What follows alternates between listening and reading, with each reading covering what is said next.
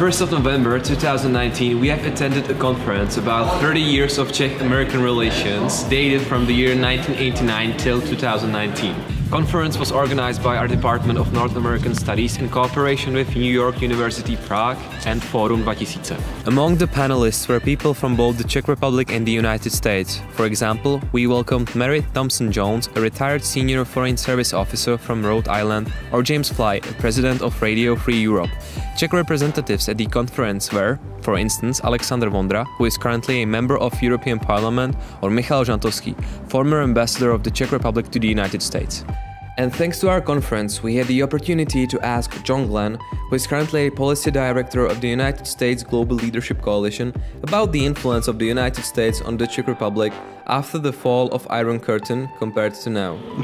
It's an interesting question. It's one that's hard to really quantify. But if I think about 1989, I think it's fair to say that the US played a very large influence in the support for dissidents and support for the voice for the movements towards freedom and democracy in a way that was very powerful, and I hear and heard from people like Havel, really important. But I always remember that the slogan of Občanský Forum in 1989 was a return to Europe.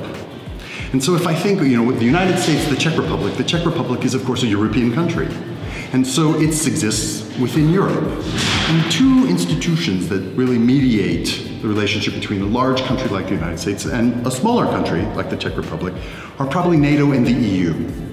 And when I think about the influence relative so, I'm tempted to say, although I can't quantify it, that the United States has become perhaps relatively less influential as the European Union has risen.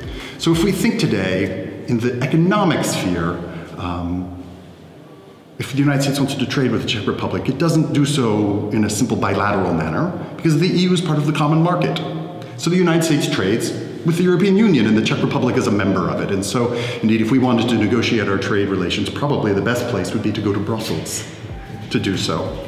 Now that's less true on the security side. NATO is still, I think the United States is the largest, clearest power, and if we think about the influence of the United States and the Czech Republic in a security sense, it's probably still the same. And certainly when we notice what's happened in Russia and beyond, and the way that the United States' role has been really, I think, important.